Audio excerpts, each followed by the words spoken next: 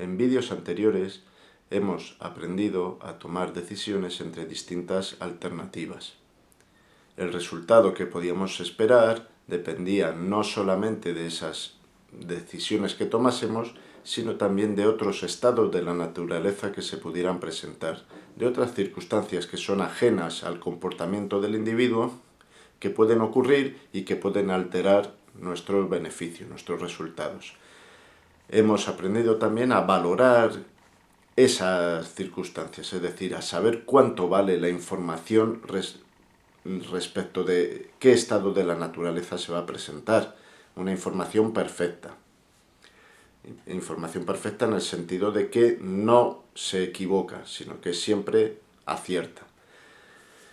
Bien, esa información perfecta también podía hacer referencia a varias variables. En los ejemplos que hemos hecho era de si llueve o no llueve, si la demanda es alta y la demanda es baja, es decir, distintas circunstancias que pueden alterar el valor o influir sobre los resultados que un agricultor pudiera obtener en función de la alternativa que elija de sembrar maíz o sembrar trigo. Pues bien, en este vídeo de hoy vamos a aprender a diferenciar cuánto vale la información respecto de una sola variable cuando existen varias que afectan al resultado que podamos obtener. Para poder examinar cuál es el valor de la información que nos proporciona cada una de esas posibles informaciones que podemos tener, vamos a basarnos en el ejemplo que hemos utilizado en los vídeos anteriores y que tenemos aquí en pantalla.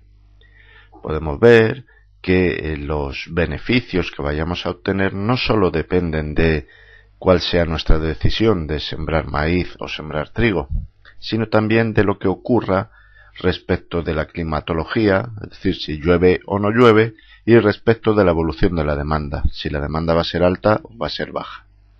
Pues bien, vamos a analizar qué ocurriría si tenemos información únicamente acerca de si llueve o no llueve. Si llueve, como tenemos ahí subrayado en pantalla, puede ocurrir que la demanda sea alta o sea baja, en cuyo caso, si hemos optado por sembrar maíz, ganaremos 80 y 40 respectivamente. Es decir, que nuestra ganancia esperada si sembramos maíz y llueve será 80 por 0,5 más 40 por 0,5, es decir, 60. Si sembramos trigo, será 50 por 0,5 más 30 por 0,5 lo que obtendremos si llueve, con un pago esperado de 40. Por consiguiente, la mejor alternativa, si sabemos que va a llover, es sembrar maíz. Por el contrario, si sabemos que no llueve, la ganancia esperada sembrando maíz será 20, puesto que es 25 por 0,5 más 15 por 0,5, es decir, los pagos multiplicados por sus correspondientes probabilidades, y si sembramos trigo, será 46 por 0,5 más 14 por 0,5, 30, nuestra ganancia esperada. Lógicamente, si no llueve, optaremos por sembrar trigo. ¿Cuál es el valor, por tanto, de la información acerca de si va a llover o no va a llover? Pues bien, obtendremos una ganancia de 60 si llueve, puesto que en ese caso sembraremos maíz, y una ganancia de 30 si no llueve, dado que en ese caso sembraremos trigo. Como la probabilidad de que llueva o no llueva es 0,5 y 0,5 en este ejemplo que hemos supuesto, pues será 60 por 0,5 más 30 por 0,5 lo que ganaremos contando con esa información, que como vemos es 45. ¿Cuánto vale por tanto la información? Pues sabemos, porque ya lo hemos hecho en ejercicios anteriores, que la decisión óptima en este ejemplo concreto era, en ausencia de información, sembrar maíz, puesto que nos daba un pago esperado de 40, frente a un pago esperado de 35 si sembrábamos trigo. Es decir, que sin información ganaríamos 40. Con información acerca de si llueve o no llueve, ganaríamos 45. Por consiguiente, el valor de esa información es la diferencia entre ambos, el BMIP menos el BEM de la decisión óptima, es decir, 5. Bien, vamos a ver ahora cuál sería el valor de la información si esta información hace referencia a si la demanda es alta o es baja. Como veis en esta representación del problema que os he presentado en pantalla, he alterado el orden de los nudos de probabilidad. Es decir, antes teníamos llueve o no llueve y después si es demanda alta o demanda baja. Aquí nos interesa, para resolver con mayor facilidad el problema, alterar y poner en primer lugar si la demanda es alta o la demanda es baja y después si llueve o no llueve. Bien, aquí hay que tener mucho cuidado al poner los pagos, puesto que no seguirán exactamente el mismo orden que teníamos antes. Efectivamente, 25 y 40 están intercambiados y 46 y 30 están intercambiados respecto de cómo estaban antes, para que representen exactamente lo mismo, el mismo problema que teníamos. Es decir, que si la demanda es alta y llueve, el pago es de 80, y si la demanda es alta y no llueve, el pago es 25, como lo era antes. Antes teníamos ahí arriba un 40 porque era que llueve y la demanda es baja, que ahora está colocado correctamente en su lugar. Lo mismo pasa con el 46 y el 30.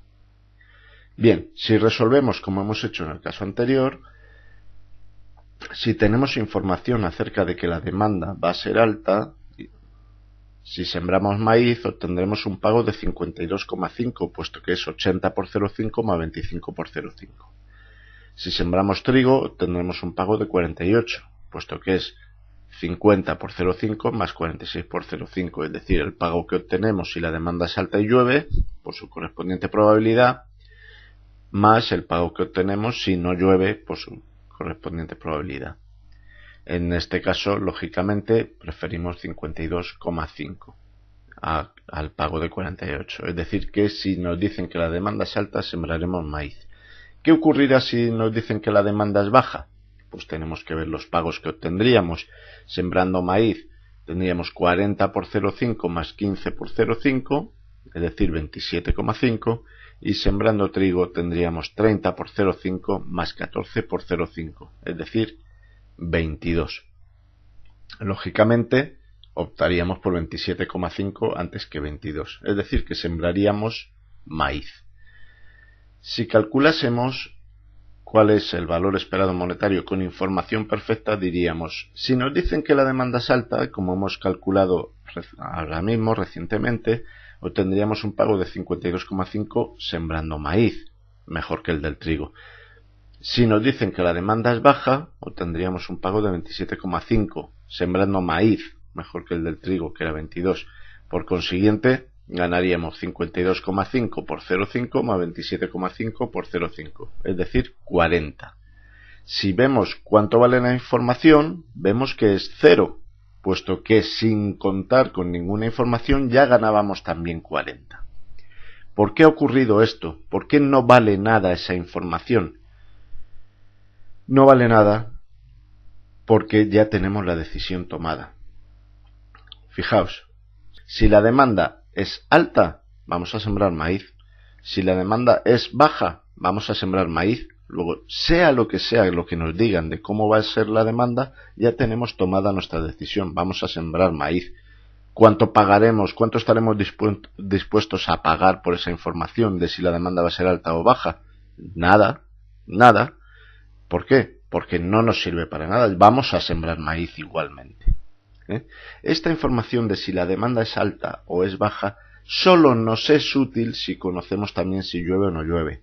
Fijaos que en el vídeo anterior teníamos un valor de 5,25 por la información acerca de todas las variables, de si la demanda es alta o es baja y si llueve o no llueve. Si sabíamos todo, eso nos daba el valor de esa información, era 5,25. Y hemos calculado en este vídeo que la información acerca de si llueve o no llueve valía 5.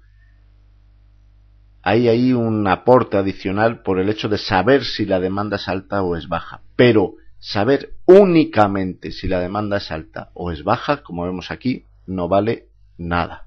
Es 0. Bien, ya hemos aprendido a diferenciar cuál es el valor que tiene la información perfecta respecto de todas las variables o respecto de solamente alguna de ellas. nos queda por conocer cuál es el valor de la información imperfecta. Por otro lado, hasta ahora hemos considerado que los individuos son neutrales ante el riesgo, es decir, que utilizando el criterio de la maximización del valor esperado monetario, no estamos teniendo en cuenta distintas posturas ante el riesgo de los individuos, como ser más renuente ante el riesgo, más amante del riesgo, etc.